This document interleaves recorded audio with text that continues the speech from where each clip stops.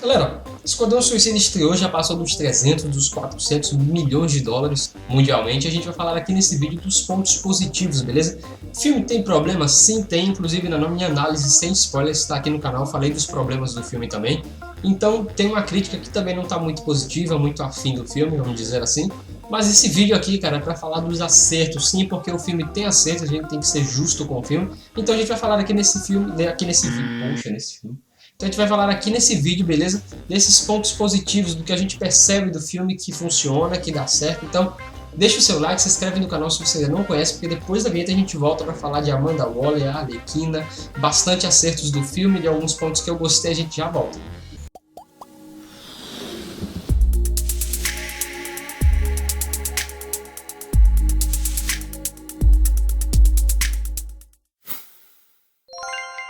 Fala galera do canal Globo, sejam muito bem-vindos mais uma vez. O meu nome é Gustavo, como eu falei, a gente vai falar de Esquadrão Suicida com spoilers, beleza? Então deixa o seu like, se inscreve no canal. Se você já conhece, cara, o canal, muito obrigado porque você nos acompanha toda semana. Se você está conhecendo o vídeo e o canal pela primeira vez, não esquece de se inscrever no canal, beleza? E deixar o seu like, que ajuda bastante ao vídeo. Então galera, a gente vai falar de Esquadrão Suicida, dos acertos e um pouco do futuro da DC baseado nesses acertos e baseado no que foi o filme, beleza? Então é o seguinte, cara, eu acho que o filme tem pontos positivos e eu vou listar aqui pelo menos 5 pontos positivos que eu percebi nesse filme. Eu começaria, cara, pelo elenco, inclusive foi uma coisa que eu coloquei nas minhas expectativas. E essa expectativa, cara, que eu não me senti frustrado, cara. Eu acho que o elenco funciona, eles acertaram em cheio na escolha de cada um dos atores e na distribuição das características para cada personagem. O pistoleiro tem as características que o Will Smith deveria ter, a Arlequina tem as características e as necessidades que uma atriz como a Margot Robbie tinha que ter, até o Jared Leto, cara, que não é um ponto tão positivo assim de críticas no filme, mas até ele eu vejo que tem coisas que o Jared Leto, por ser o Jared Leto, tem as características que ele tem, dá certo no filme. Então eu colocaria aqui como um primeiro ponto de acerto do filme. O filme pode ter outros problemas, como roteiro, como direção, alguns problemas de roteirização mesmo. Algumas pessoas até citaram a distribuição de roteiro entre os 3 atos do filme principais. Mas, cara, o elenco, sim, o elenco é praticamente unanimidade que é um acerto do filme, porque a performance dos caras, mesmo o Amarra, cara, o coitado do Amarra, que é o primeiro cara a morrer no filme, e mesmo o El Diablo, mesmo tendo personagens que não são tão bem aproveitados como eu acho que não são bem aproveitados, como é o caso do Amarra, do El Diablo, como é o caso do Killer Croc, são personagens que não são muito bem apresentados, até mesmo o Capitão Boomerang, que funciona como um alívio cômico no filme, eles não são muito bem apresentados, mas isso não se refere à performance do ator, e sim, novamente, ao erro de roteiro, ao distribuir, cara, aí o tempo de cena e a importância significativa que cada um deles teria dentro do roteiro, tá bom? Mas eu colocaria como primeiro acerto aí o elenco, a performance e desempenho de cada um dos atores, eu gostei bastante. O outro acerto, sem dúvida nenhuma, e isso fica muito explícito com 30 minutos de filme, que é a parte visual, cara. Sim, a parte visual do filme é um acerto muito grande, e isso me causava estranheza, porque eu lembro do primeiro trailer, você também deve lembrar. O primeiro trailer, cara, há praticamente um ano de estreia do filme, era um trailer um tanto quanto meio inacabado, sem cor, alguns efeitos estranhos, e aí veio o segundo trailer, mudou completamente a característica do filme, veio com cores, veio com neon, veio com as partes gráficas meio borradas, outras partes que lembravam bastante quadrinhos e esse ar meio comic book. E aí quando veio os últimos posters, já prestes a lançar o filme, e os últimos trailers, os últimos spots que eram os comerciais, tudo isso surgiu aí já prestes a lançar o filme como uma indicação de que realmente seria o ponto positivo do filme, e para mim isso foi um ponto realmente muito positivo do filme. A parte visual funciona muito bem. Os 30 primeiros minutos do filme mostram ali os caracteres dos personagens e vai saltando, cara, à vista, assim, sabe? Se você assistiu em 3D como eu, você deve perceber bastante que vai saltando assim, cara, né? As características, as menções, as informações de cada um dos personagens, Arlequina, Pistoleiro, Capitão Boomerang, Killer Croc, cada um deles. Então eu gostei bastante da parte visual, acho que é unanimidade que a parte visual também é um acerto muito do filme, que, sabe, que evidencia os momentos quando eles precisam ser evidenciados, que joga na nossa cara assim, sabe? toda a direção fotográfica e toda a parte deslumbrante do filme, como cenas de ação, como alguns efeitos mesmo em 3D, mas como alguns efeitos muito bem feitos, cara, sabe? Efeitos muito bem feitos, ficou estranho. Como alguns efeitos que evidenciaram assim, o poder de alguns dos personagens, como a magia, como o Diablo, o próprio rosto do Killer Croc, que apesar de ter feito bastante sem maquiagem, mas também tem alguns pontos de CGI ainda. Então assim, eu gostei bastante da parte visual do filme. O outro acerto pra mim, cara, que eu já sabia que eu ia gostar disso e qualquer pessoa percebia isso pelos trailers, é a trilha sonora, não só dos trailers que tinham escolhido músicas como Queen, mas cara, a trilha sonora do filme, se tenta copiar um pouco Guardiões da Galáxia, eu não sei. Talvez, isso é uma especulação de muitas pessoas, mas que a trilha sonora funciona no filme, sim. Eu acho que tem a pegada que deveria ter, por tratar de personagens tão representativos, por tratar de personagens tão pontuais, principalmente quando você tem, por exemplo, o Jared Leto em cena, são sempre músicas frenéticas, sempre músicas que remetem à personalidade dele explosiva e imprevisível. Quando você tem personagens como o Will Smith, tem uma trilha sonora com uma carga um pouco mais emocionante, um pouco mais dramática, que faz jus ao personagem não só do pistoleiro, mas à atuação do Will Smith. Então eu sinalizaria também como um acerto do filme a trilha sonora. E aí a gente tem uma coisa que muita gente gostou no filme, assim como eu, que é o fanservice, cara. O fanservice do filme é uma coisa muito equilibrada, e eu colocaria aqui que o fanservice, nas minhas palavras, é um fanservice de responsa, cara. Porque a gente tem várias menções, aquela roupa da Arlequina, as roupas do Coringa, aquele terno, sabe, que lembra bastante a HQ. Você tem as roupas do pistoleiro, que lembram bastante. Você tem as roupas do Amarra, que tem uma certa menção.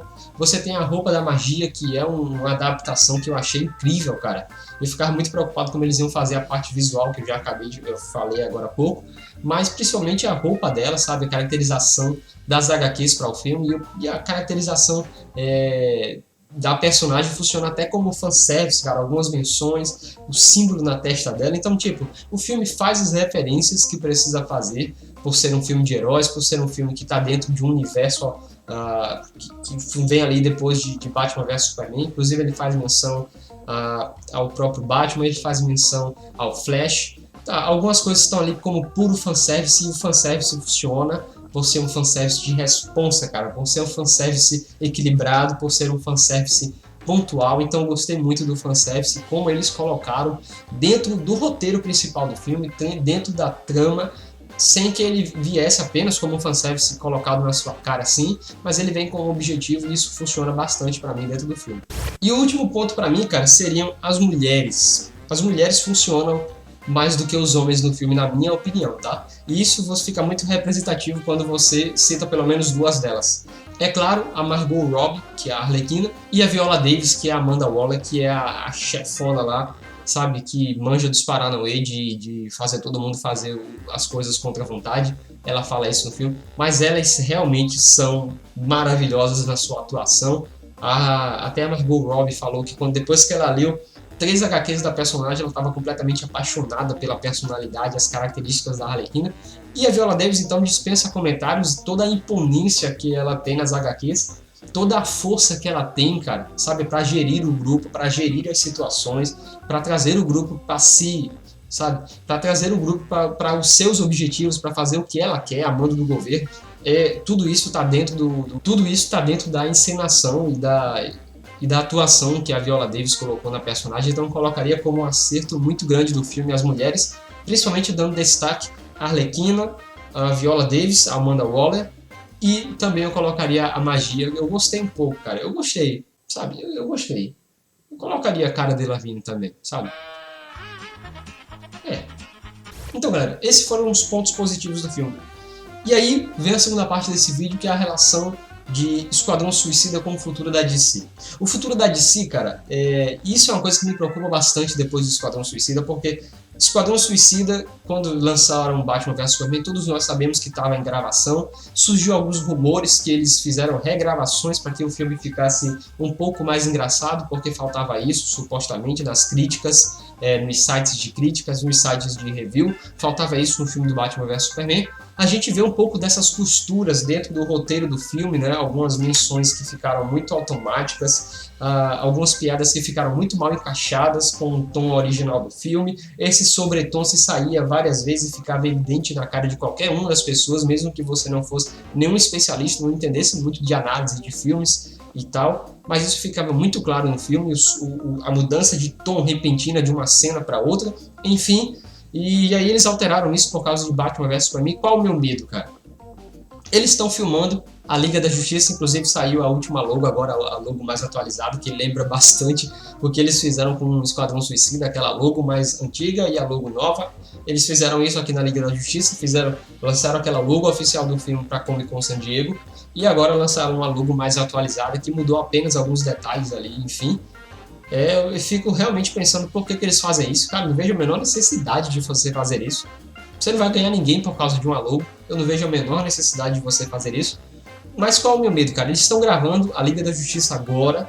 Inclusive lançaram um trailer aí que também, na minha opinião, funcionou mais como um fanservice para Salazar. Inclusive isso fica evidenciado no trailer. Eles colocam, todas as imagens a seguir são de gravações antes da Comic Con San Diego e feito apenas para os fãs, tá bom? Então eu também não vejo muito sentido de você fazer ele, porque contou praticamente ali todo o início já da Liga da Justiça, que é o Bruce Wayne recrutando alguns dos heróis, como ele já tinha falado no final de Batman vs Superman. E o meu medo, cara, é que agora que Esquadrão Suicida foi lançado e não foi muito aceito também nas críticas, como o Rotten Tomatoes, o site americano lá famoso por colocar, inclusive houve uma petição de fãs para cancelar o site, colocar o site fora do ar, uma coisa insana dos caras. Mas qual é o meu medo, cara? O meu medo é que essa aceitação negativa do público e das críticas interfira novamente no tom de Liga da Justiça e a gente tenha novamente a mesma coisa repetida para o filme da Liga da Justiça, que seria uma tragédia, cara.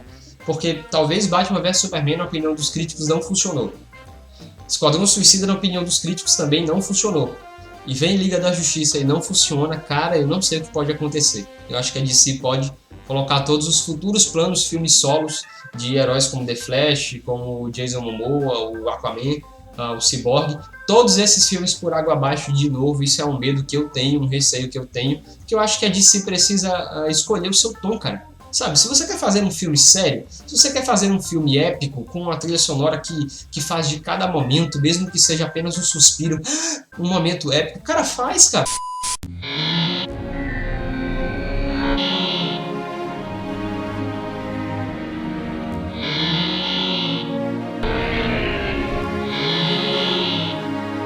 Você não precisa copiar a Marvel. A Marvel tem a sua pegada de fazer um filme mais teen, de fazer um filme mais engraçado. É a pegada dela, você não precisa copiar ela. Tenha o seu tom, a sua identidade. Ó, galera, é isso aqui. Se vocês não gostaram porque vocês estavam esperando que fosse um filme mais cômico, mais engraçado, cara, isso aí é o filme do concorrente, vamos dizer assim.